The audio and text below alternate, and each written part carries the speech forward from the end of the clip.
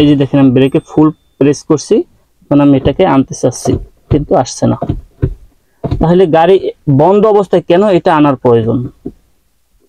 এখন আমি এই বিষয়টা ক্লিয়ার করি যে আসসালামু আলাইকুম সম্মানিত ভিউয়ার্স, আল্লাহ সকলের মঙ্গল করুক এবং সকলকে সুস্থ রাখুক এই কামনায় শুরু করতে যাচ্ছি ড্রাইভিং ক্লাস ভিডিওর আরো একটি নতুন ভিডিও।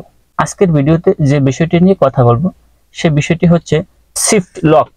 একটা গিয়ারের সামনে একটা শিফট লক বাটন আছে, সেই বাটনটার কাজ কি, সেই বাটনটার কাজ কি এবং পুরো বিষয়টা দেখানোর চেষ্টা করব যে এই বাটনটা দিয়ে আসলে কি করা হয়, এই বাটনটা কখন ব্যবহার করতে হয়।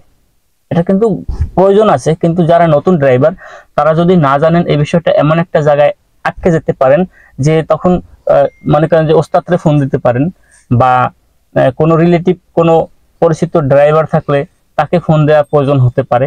আর যদি আপনার জানা থাকে তাহলে কিন্তু এই বিষয়টা আর এত দূর গড়াতে হবে না, আপনি নিজে থেকেই সমস্যাটা সমাধান করতে পারবেন। তো আর কথা না বলে আমি ফিজিক্যালি দেখানোর চেষ্টা করব যে এই শিফট লকটা কি এবং কখন এটা ব্যবহার করতে হয়, ব্যবহারটা করার নিয়মটা কি। তো আশা করি স্কিপ না করে পুরো ভিডিওটি দেখবেন, অবশ্যই উপকৃত হবেন। তো আমি দেখাচ্ছি যে এটা আপনি কিভাবে ব্যবহার করবেন। শিফট লকটা কই আমি সেটা আগে দেখাই। যে শিফট লক, এই যে দেখেন একটা গিয়ার, এটা একটা কাপড়, এটা আমি রাখার কারণ হচ্ছে এখানে আমি মোবাইলটা এখানে রাখি, যে কারণে আমার এখানে গাড়ির একটু দাগ পড়ে গেছে, যে দেখেন, যে কারণে এটা আমি আলাদা দিছি। এটা আপনি দিলেও পারেন, আর যদি মোবাইল রাখার অন্য কোনো জায়গা থাকে আপনারা সেখানে মোবাইল রাখতে পারেন। যাই হোক, আজকের যে আলোচ্য বিষয় সেটা আমি আপনাদের দেখাই। চার্জিং এটা একটু সরিয়ে নিলাম। এই যে দেখেন শিফট লক, এই সুইচটা হচ্ছে শিফট লক। এই দেখেন এটা কিন্তু একই জায়গায় যায় এবং ওঠে। এইটা কি, এই দেখেন এখন গাড়ি বন্ধ আছে, গাড়িটা বন্ধ আছে, অবশ্যই একটু পাওয়ার দেওয়া আছে। আমি পাওয়ারটাও অফ করে দিই, পাওয়ার দিলেও সমস্যা নাই। এখন আমি অফ করে দিলাম, এই যে এখানে এই ডিসপ্লের আলোটা অফ হয়ে গেছে। এখন এই বিষয়টা আমি ক্লিয়ার করি। শিফট লকটা কি, এই যে দেখেন আমি এখন শিফট লক মানে এটা শিফট হবে না, এই যে গিয়ারটা এটা শিফট হয়ে যে আরে আসে, এনে আসে, ডি এস বি এরকমের যে গিয়ার গুলাই চেঞ্জ হয় আর কি, এক জায়গা থেকে আরেক জায়গায় যায়, এটা হচ্ছে শিফট। তো এই শিফট এখন হচ্ছে না, যে দেখেন শিফট হচ্ছে না, আসতেছে না। কেন আসতেছে না? যেহেতু এখানে লক করা আছে, শিফট লক।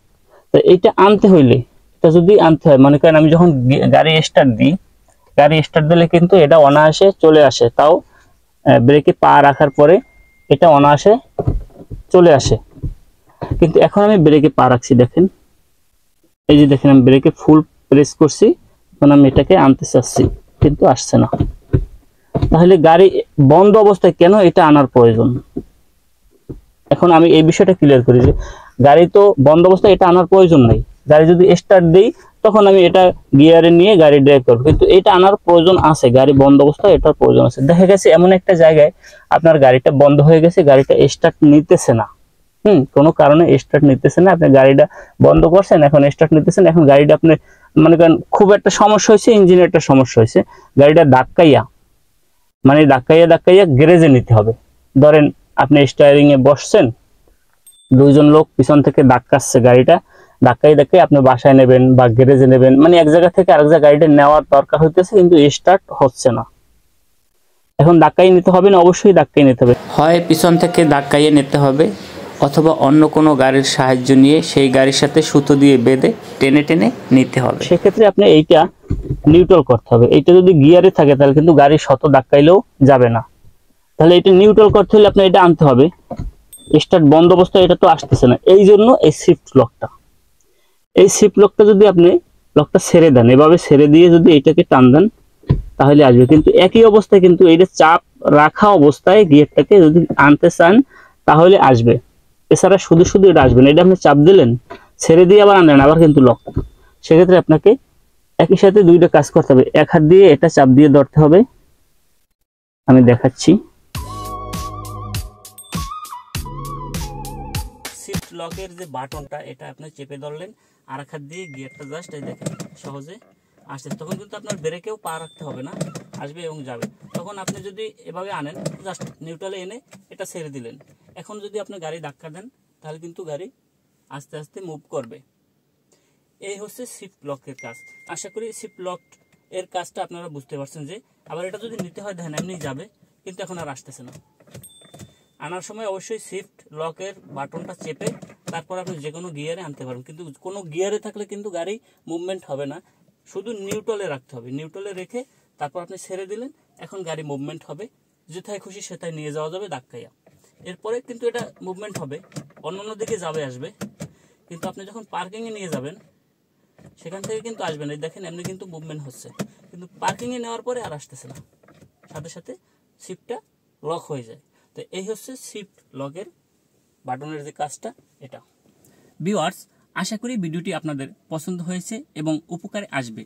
যারা এই বিষয়টা জানা ছিল না তারা কিন্তু অবশ্যই আজকের জেনে গেলেন এই ভিডিওর মাধ্যমে যে শিফট লকের ব্যবহারটা কি, শিফট লক কখন ব্যবহার করতে হয়। এটা কিন্তু গুরুত্বপূর্ণ। এটা না জানলে আপনার গাড়িটা কখনো যদি লক হয়ে যায় তাহলে কিন্তু আপনি এরকমের ধাক্কাই নিতে পারতেছেন না। লক হয়ে যাওয়া না, মনে করেন গাড়ি বন্ধ হয়ে গেছে রাস্তায়, কিন্তু আপনি এখন ধাক্কাই নেওয়ার প্রয়োজন হইতেছে, কিন্তু গাড়ি যাচ্ছে না।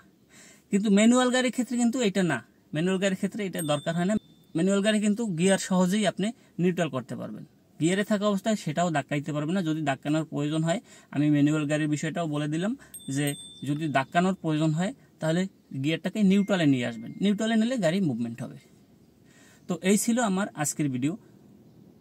দেখা হবে আবারও পরবর্তীতে নতুন কোনো ভিডিওতে। সে পর্যন্ত সকলে ভালো থাকবেন, সুস্থ থাকবেন। আসসালামু আলাইকুম ওয়া রাহমাতুল্লাহ।